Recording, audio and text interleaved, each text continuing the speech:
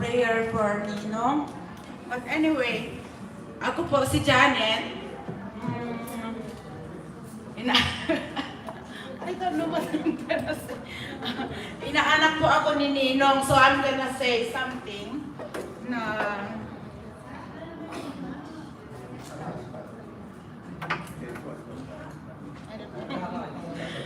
pwede bang tawagin ko muna si Jonathan kasi I want him to say something first. Umalis siya? Babalik. Kasi siya yung dapat maggagawa ng eulogy before everybody else wanna say something. Kasi marami namang gustong magsalita dyan, so but I want him to speak first. So while waiting,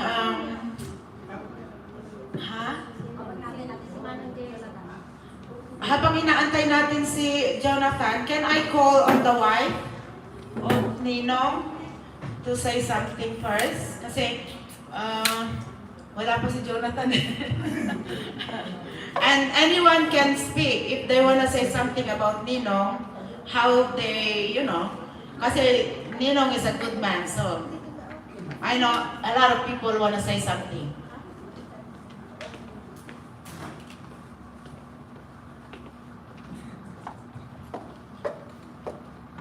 First, gusto kong magpasalamat sa lahat. Sa lahat ng mga tumulong sa amin, mga taong lagi silang nandyan, na silang mga tinatakbuhan ko kasi may time na hindi pa naman siya pwedeng iwanan mag-isa. Salamat. Salamat sa lahat. Salamat sa mga dasal ninyo. Salamat dahil alam kong napakasaya niya ngayon at sa huling sandali niya dito sa ibabaw ng lupa, kayo ang mga nakasama niya. Salamat sa inyo, sa mga kaibigan niya, totoong mga minahal niya. Salamat sa inyo. Hindi ko alam at kulang ang salita ng pasasalamat.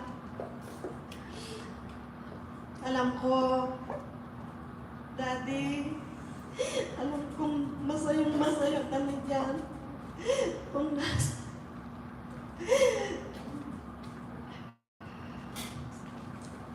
alam kong masaya ka ngayon. Nandito si Manong. Mga kapatid. Nandito ang mga kapatid mo.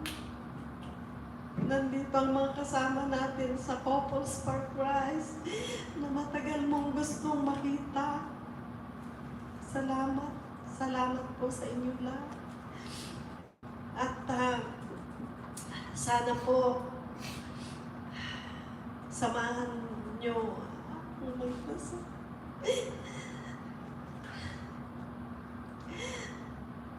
Thank you po. Thank you po sa lahat ng dumalo.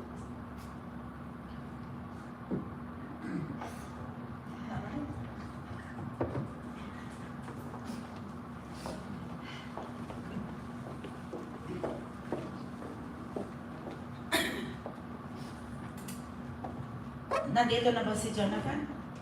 Wala? Saan siya nagpunta? But anyway, yung anak po ni Ninong, Michael, would you like to say something? Ito po yung anak ni Victor. So,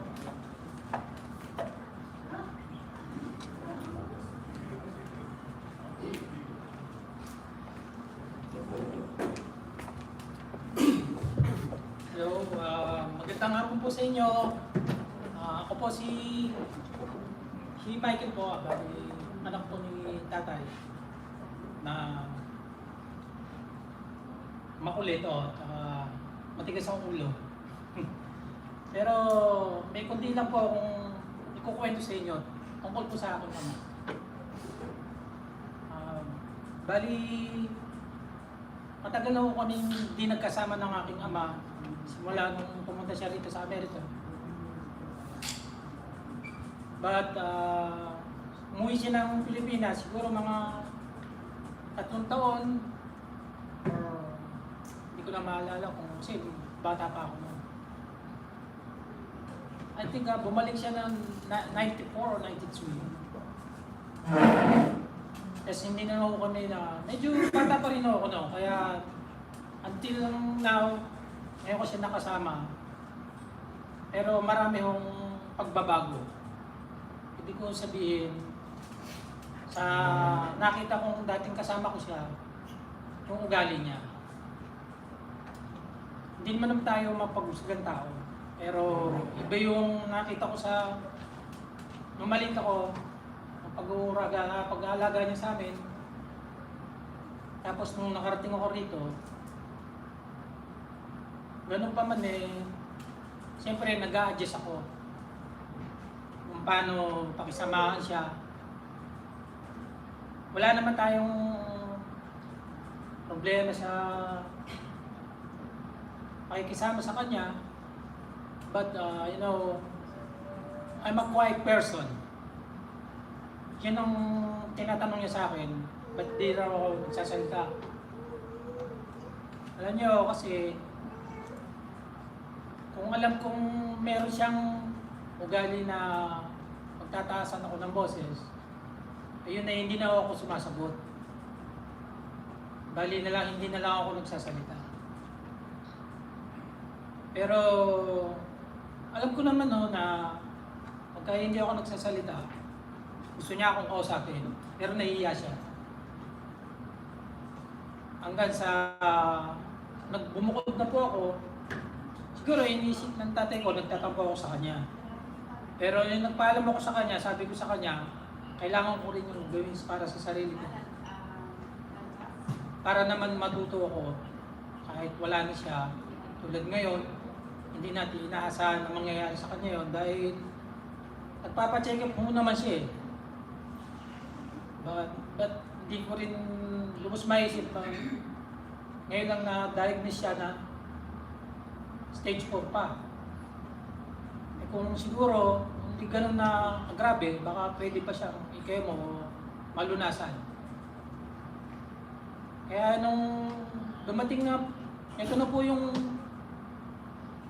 na masakit na nangyari sa amin dalawa, sa amin pamilya. Na nagkaroon na siya ng sakit at ang sabi ng doktor, hanggang 6 na buwan lang.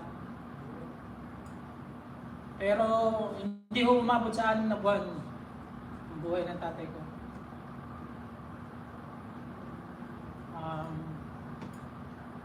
Mahirap po makita kung paano siya naghihirap na unti-unti. Nakasama ko siya, nabantayan ko siya, pero parang ayaw ko siyang bantayan kasi nakikita mo na gano'n ang sitwasyon niya.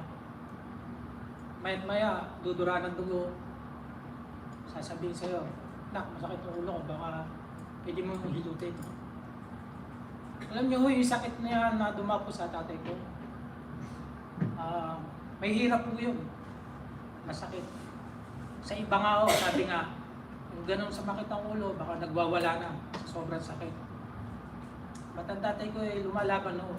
Hindi niya pinakita na nag-struggle siya sa sakit. Basta pipigay niya lang yung kamay niya. Parang lalabanan niya.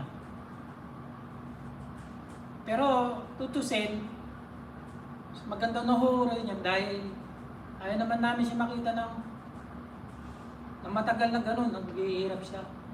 Gano'n naman din ho. Paparoon na siya, bakit kailangan pang tumagal at mahirapan? Tayo naman hulat, pupunta rin tayo.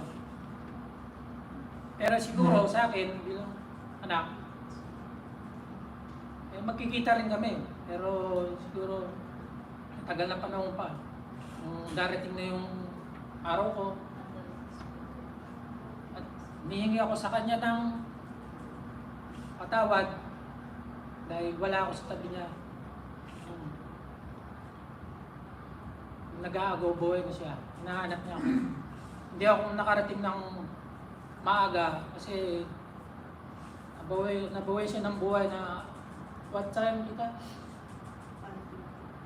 150. Bali, nag-travel po ako. Pauwi ako galing trabaho. Bali, alas 4 na po ako nakarating. At nakita ko na kanyang bangkay. At siyempre, hindi ko ano yung ikilang umiyak. Lalo na ngayon, mamimiss ko siya. Kaya sabi ko sa kanya, okay, sana dalawin mo ko. At magparamdam ka, magpakita ka. Ayun, meron akong, I think, Wednesday o Tuesday. Nagparamdam siya sa akin. Bali, nagising ako ng madaling araw para magsiha. Hindi bumalik ako sa aking kwarto pa. Nagana, pinatay ko na yun. Tapos meron ako narinig na ingay.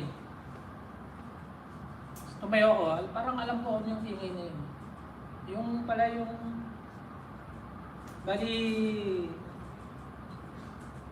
yung bag kong nahulog. Yung bag na eco bag na ginawang yung plastic na sako. Pero kung mahuhulog yun, wala namang ingay. Pero yung parang nilukot niya, kasi maingay yung sako pag nilukot nyo, maingay, tagal bago ko manood. Inaano ko kung ano saan gagaling yung kasi madilim. Pero alam ko na siya na yun, dinalaw niya. Kaya nung araw niya, sabi ko sa kanya, Tay,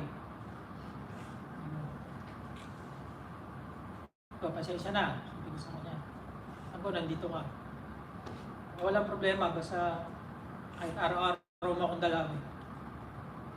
Kasi, di ba, kailangan ko rin kahit man lang marinig mo ko. O, doon dyan, tignan mo ko. Pero, sa ngayon, kung ang kaluluwa ng tao, kung tatagal ng ilang tita ng 40 days, sana, dalawin niya ako ng dalawin na na-miss ko siya. Dahil, masakit po sa akin dahil hindi ako umabot sa kanya. Ako ang hinahanap niya. Kaya Tay,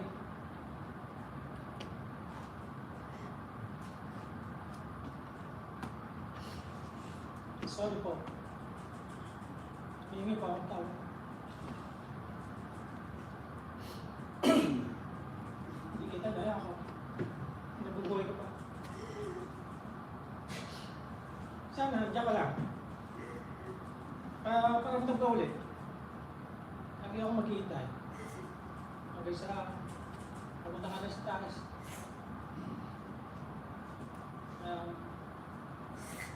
Mahal na mahal kita. Alam ko mahirap, pero kailangan kayanin. Pero siguro naman, ayaw nyo kami nakita. Balakbot. Pero, ganun pa kami, namimiss kita. Mahal na mahal kita. Ito man lang kung paramdam sa'yo, kung nawala ka. Dadalhin ko yun. Bubuhay. Maraming salamat po sa lahat ng mga pumunta po dito para po sa pagpaalala sa akin ng mga hindi ko makakalimutan lahat ng mga taong pumunta. Maraming salamat po.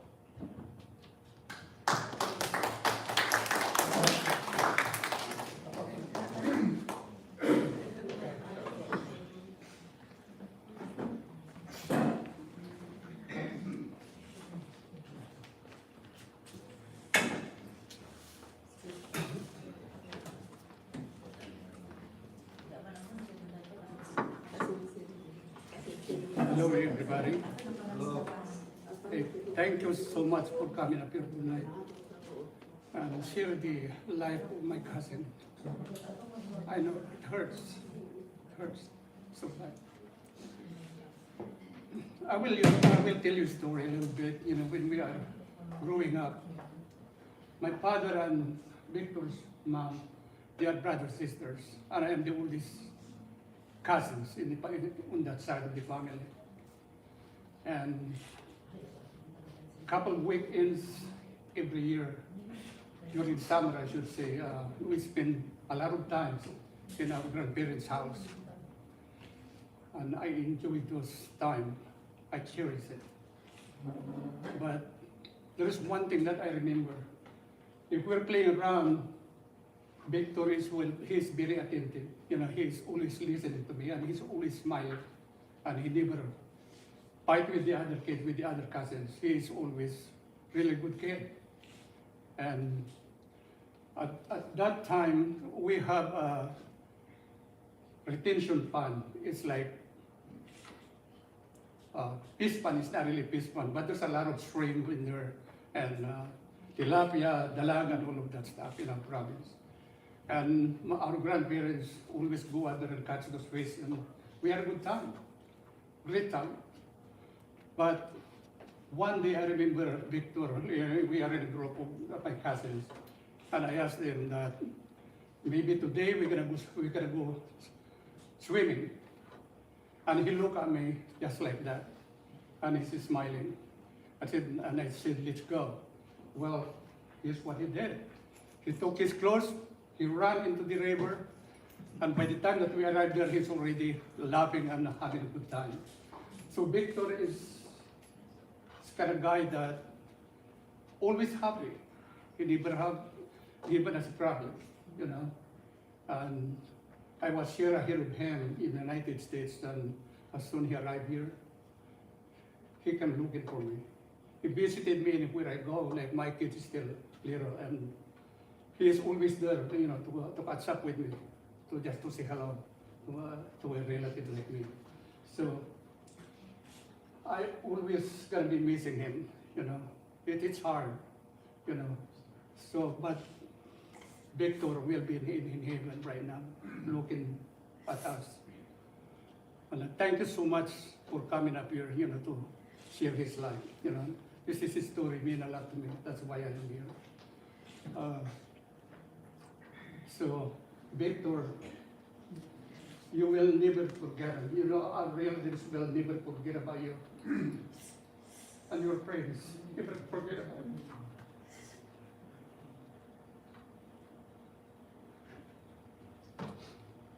Now, I'm going to say goodbye. But I promise you, in my heart, I will never forget about you, and I will always love you, and I will miss you forever. Thank you.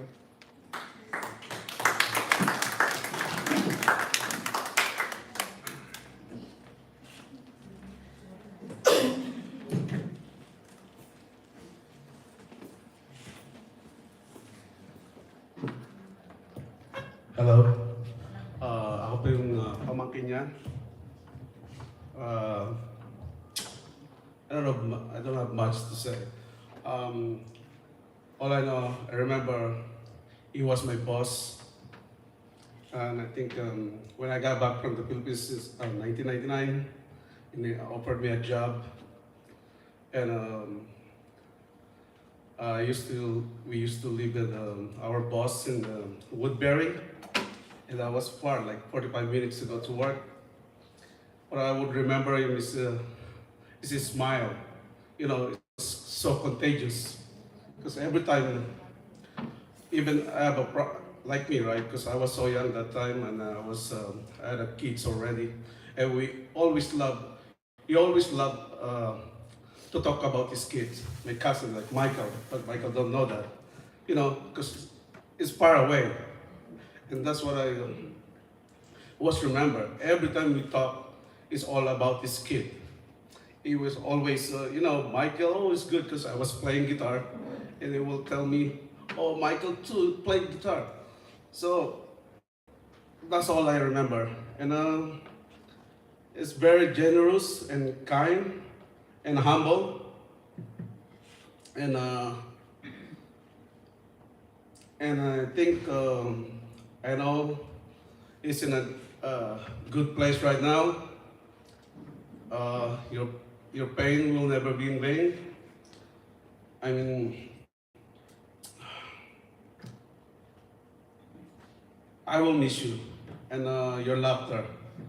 And I hope you watch us over And I love you, Uncle, and may you rest in peace.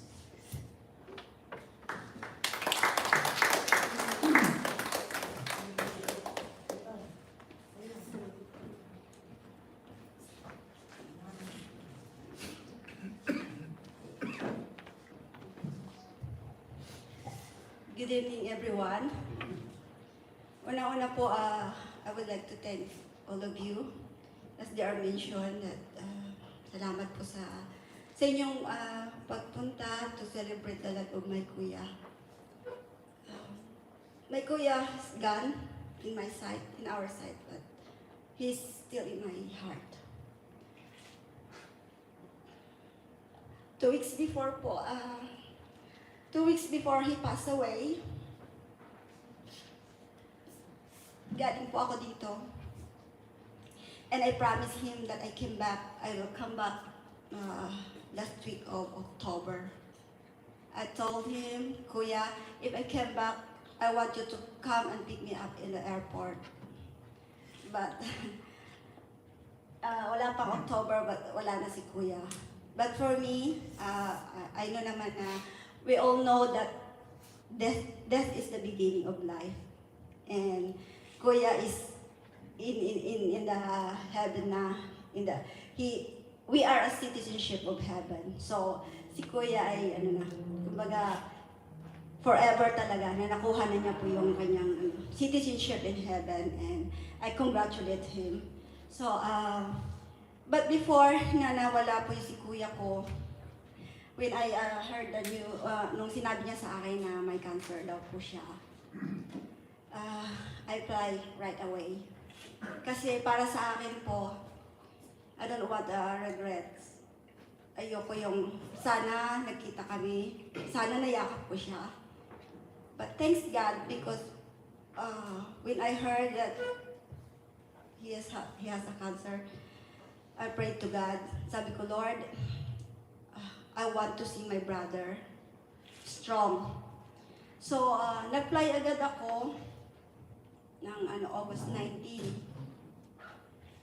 Then, nung dumating ako, gabi na, tapos na-delay yung flight ko, tawag po siya ng tawag, kahit po wala siyang boses, nasaan na daw ako, nasaan na daw ako. Sabi ko, Kuya, malapit na ako, nandito na ako sa airport, medyo na-delay lang yung flight ko, sabi ko gano'n. Tapos nung dumating ako, sabi niya sa akin, ang ganda ng smile niya, sabi niya sa akin, akala ko hindi na tayo magkikita, sabi niya gano'n. Pero salamat sa Panginoon dahil in-answer niya yung prayer ko na sabi ko magkita kami. Gusto ko mayakap ko siya, gusto ko na makausap ko siya. Kasi it's nonsense na pumunta ako na patay na siya. Then, di ba sabi nga yung kasabihan, aanhin mo pa yung damo kung patay na yung kabayo, di ba? So, yun, in-answer ng Panginoon. Then, before that, nung nasa hospital siya, tumatawag siya lagi sa akin. Lagi siyang tumatawag sa akin. Tapos, sabi ko, Kuya, mag-pray tayo. Sabi ko gano'n. Then I lead him in acceptance and surrender to the Lord.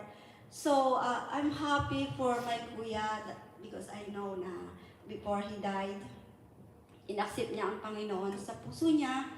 Diba, sabi nga sa Romans chapter 10 verse 9, if we confess in our mouth that the Lord Jesus Christ and believe in our heart and raise from the dead, we will be saved. So, all I know and I believe na ang kuya ko is saved na sa Panginoon.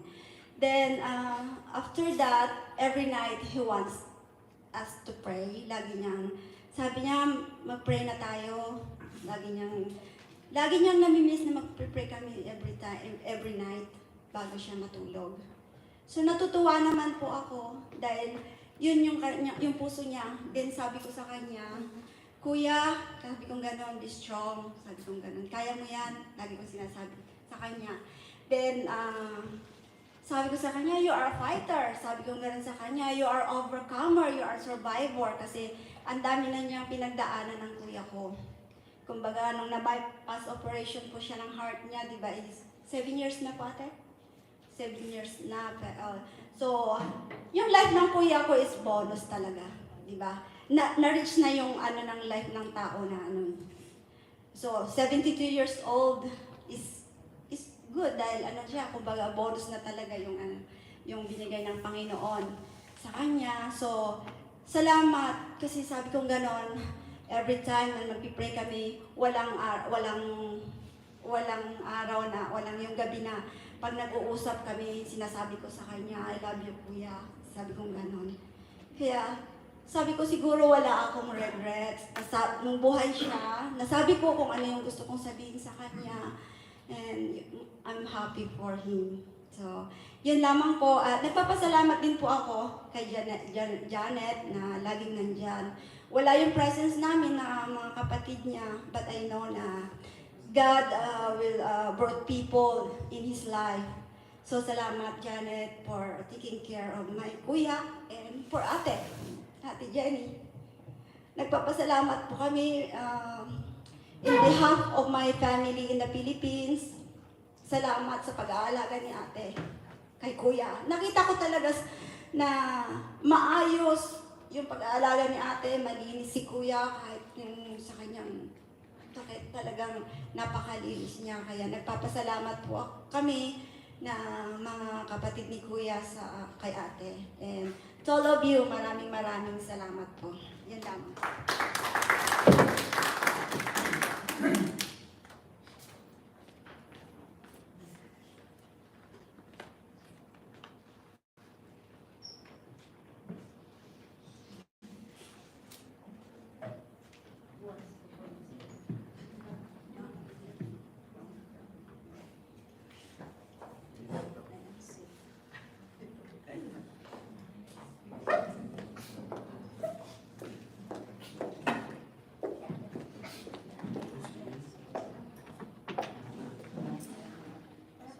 Anyone else want to say something?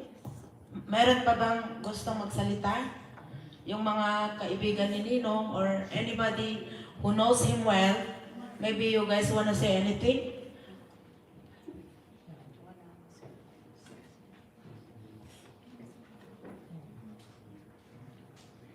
Wala? Ako na? Gusto kong sabihin sa inyo na I met this guy, Ninong, very long time ago. When was that? 2005? How long ago is that? It's like half of my life already. He was my patient. I just came from Toronto. I moved here. But I was working in the doctor's office at first. So he was my patient. He has a problem in the heart already at that time. That was 2005, right? Until then, he was friend to me. They were friend, the family. So it's like he's like a father to me already. So until he became my godfather.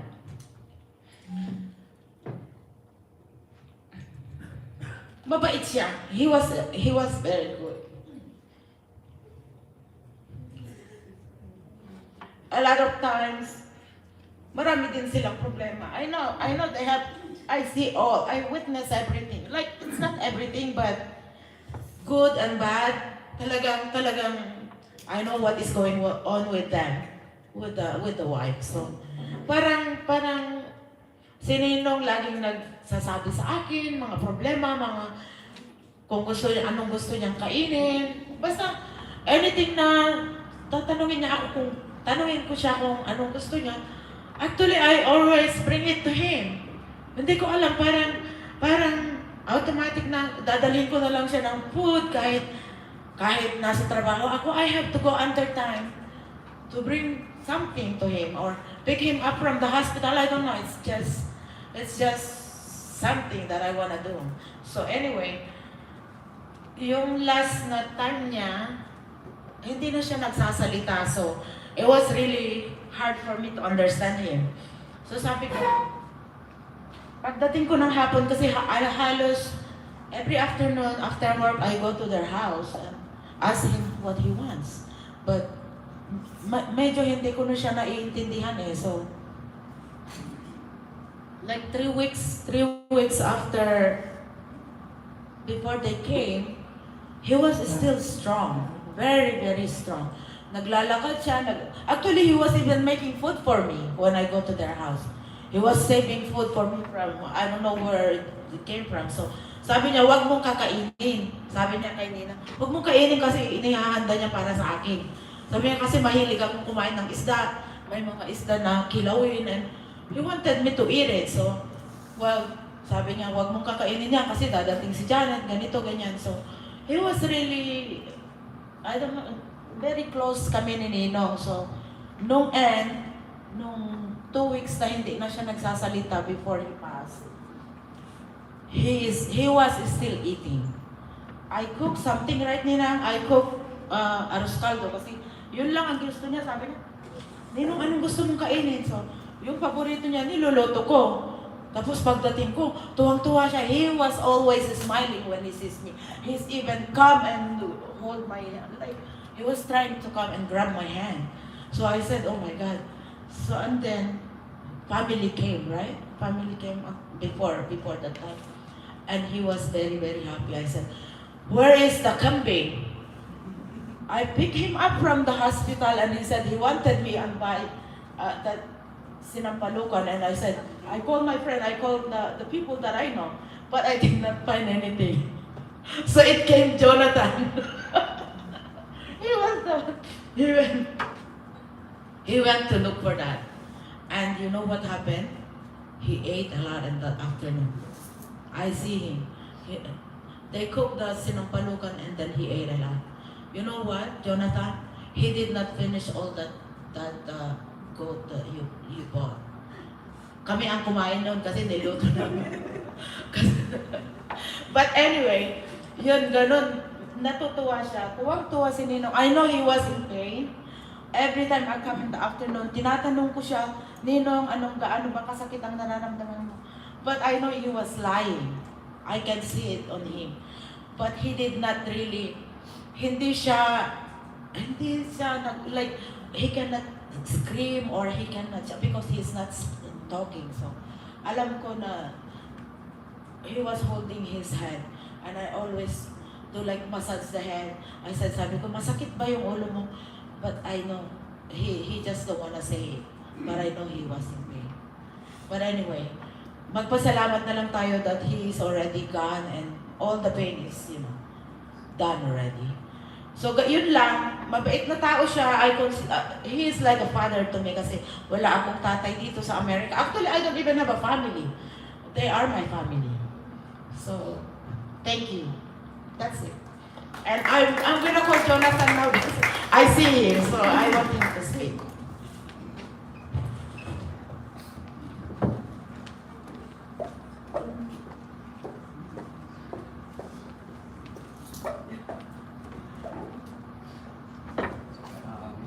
Magandang gabi po. Salamat po sa pagpunta nyo rito, mga kaibigan, family, at co-workers ni Uncle Vic. Ayan.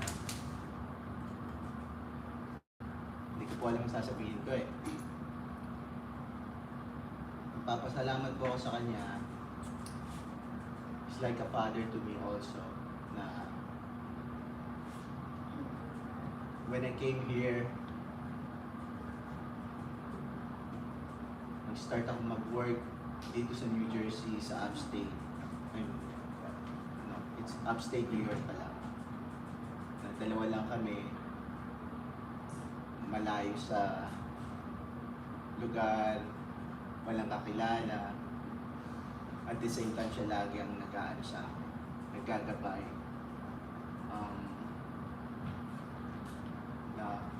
You have to be strong kasi ganun siya ka-strong na kahit malayo sa pamilya,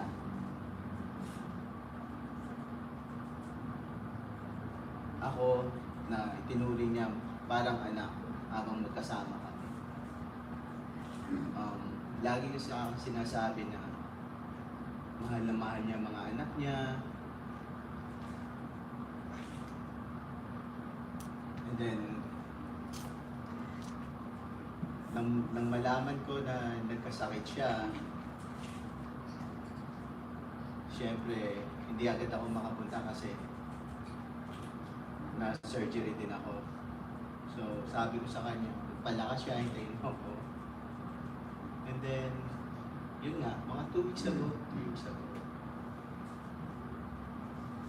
nakita ko siya malakas.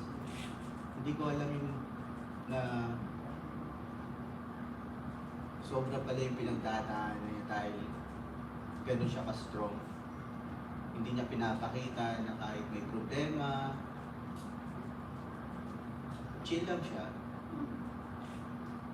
And then, yun nga, tinanong ko siya kung anong gusto niya. Sabi niya gusto niya ng kape. So yun, naghanap ako. And then sabi ko sa kanya before na umalis kami, akin, magpalakas ka. Pag pwede na akong mag-drive, bibisitahin kita.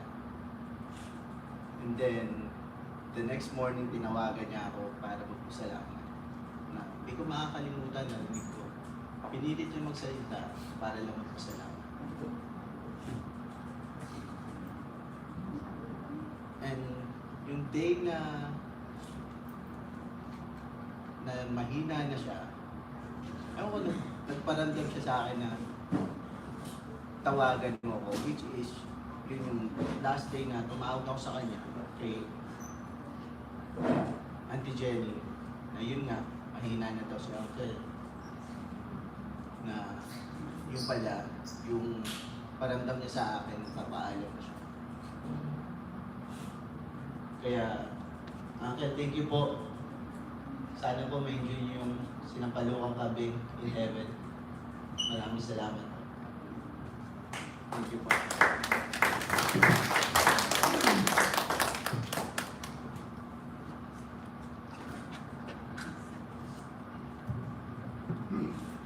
Ante, wala po ba kayo? Sorry.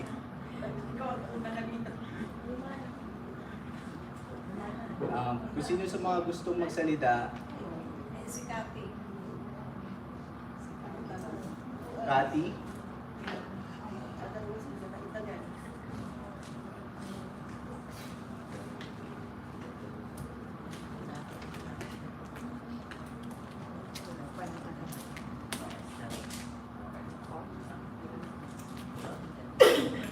Hi, good evening sa lahat. Actually, tumawag na si Ate Jen kanina, magsalita, usap. Ako na po. Actually, may nilibram para kay Kuya Victor. Kasi alam ko mapapaiyak ako pag so, doon. Nilagyan ako sa iyo, Kuya. Huwag ka na. Kailangan ko paliliglas ko.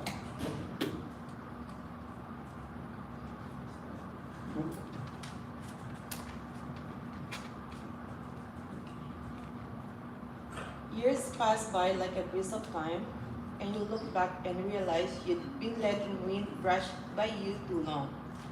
Today, we are here honoring and celebrating and remembering Victor Abara, a dear friend who we lost to cancer.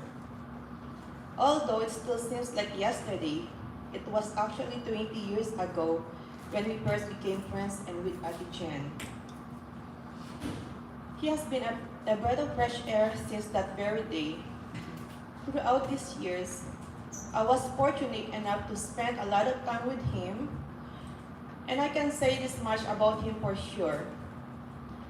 There have been times when his simplest actions amazed me. They made me rethink the way I spent years of my life, trace back my actions, and try to change how I acted in the future. Those common yet very rare habits of his made me want to become a better person. He has such a forgiving heart, Victor. He will never respond to those who hurt him with anything but pardon. He will simply let go and forgive. He made me realize how much control we can have over our emotions. And I admire that most about him. But what I found most appealing was that he wore smiles everywhere. And I believe that some people present here right now, there won't be one who has not shared a moment laughter with him. This is who he was. He carried joy with him wherever he went, and I believe that it was he would want us to keep us holding on to. He would want us to cherish those joyful memories that he left. He was a joyous light for every person in need of it. We will miss you, Kuya Victor. Actually, si Kuya Victor, miss inyo, he been my friend since 2001. And maliit pa yung mga anak ko. That was Klein and Ina. Ina's only 2 years old that time. Kuya Victor's only, Klein's only 8 months. So maliliit pa lang sila, nagtatakbo-takbo na sa bahay nila Ate Jen. That time, may exhaust pa niya, boss niya si Kuya Victor. So after few years, hindi ko nakita si Kuya Victor. Then after that, nakita ko siya after nang na-stroke pa siya noon ate. In my parlor sa Ate Jen. Sabi ko, Kuya, ano nangyari sa'yo? Ba't parang na-stroke ka? Kasi tutulungan niya nga sa Ate Jen mag-assist sa mga care namin, ganon. So sabi niya, na-stroke daw siya, hindi na siya pwede mag-work. So nag-offer siya na kung pwede mag-work sa akin. Said, okay, Kuya Victor, that's fine. So, he's a very hardworking person actually. Lagi siyang on time. At saka, lagi siyang masayahin. Lagi niyang pinapasaya yung mga tao around him. Si Kuya Victor is like a father to me too. Kasi wala siyang ginawa kundi mag-advise. Lagi niya ako sinasabihin, Katina, we need to make a plan. Lagi sabi sa akin, always business actually. But all I know is that mahal na mahal niya si Ate Jen. At lagi niyang, may mga time na may problema rin. Kaya niya Janet, Janet is like their daughter, same thing with me. Lagi niya sinasabi sa akin. But alam ko, Ate Jen, na mahal ka ni Kuya Victor. And he always asks me na, advice and everything like that. Pero sabi ko lang sa kanya na salamat sa lahat na pagmamahal mo, Kuya. Miss na smile mo, like ka nakatawa. Kahit may mga nagko-complain na mga pasahero, tawa lang siya. Very cheerful si Kuya Victor, and thank you sa lahat, sa mga nagmamahal Kuya Victor. And thank you, Ate Jen, sa pagmamahal mo kay Ate Kuya. Salamat sa lahat. Right?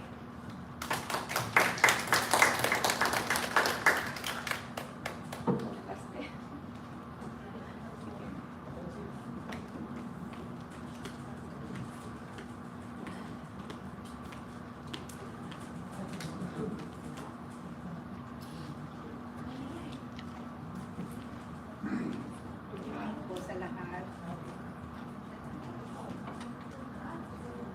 Totoo lang po, dito ko lang, pagdating namin dito sa Amerika, dito ko lang nakilala si Dr. Victor. Pero ako'y nagpapasalamat kasi sa kanilang dalawa ng Jimmy. Kasi sila ang parang tinuring ko rin na magulang ko dito sa Amerika dahil lalo nung nalaman nila na magkamag-anak pala kami. So, pag may mga noon, lagi kami binibisita sila ng Tigini. Tapos, pati yung mga anak ko, tinuring nilang mga parang apo nila. Tapos, nalaman ko na may sakit siya. Hindi ko naman kasi alam dahil siyempre alam naman nila, busy lahat tayo dito sa, lalo pag dito sa Amerika, busy sa trabaho. Minsan, hindi ko naman nabibisita sila, ganun din. Minsan nakikita lang kami sa labas, at saka pag yung mga occasion lang, mga Thanksgiving, Christmas, doon nagtatawagan lang kami. Thanksgiving, minsan nandun kami sa Brooklyn, sa kapatid niya, kay Auntie Ninit, saka kay Uncle Dado. So, doon kami nagbabandi-banding lahat.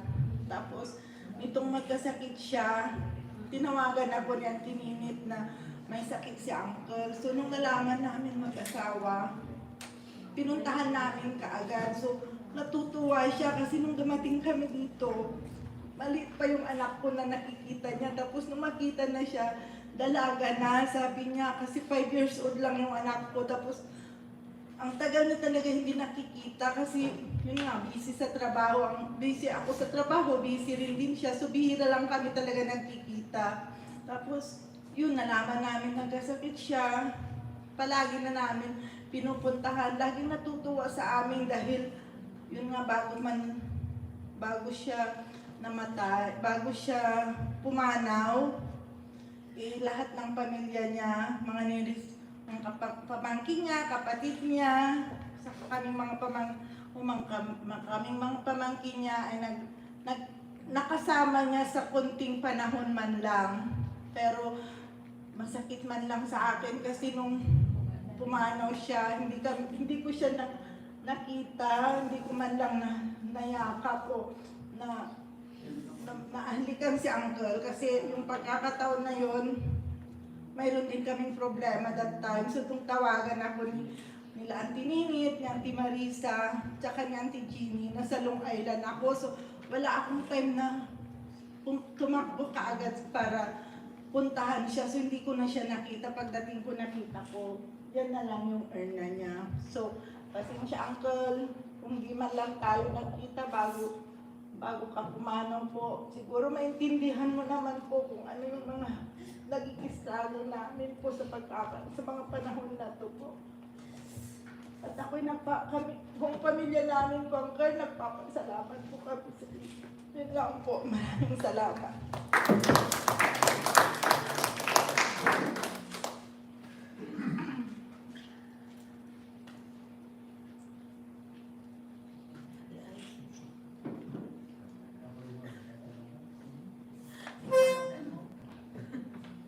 I think I'm gonna call you.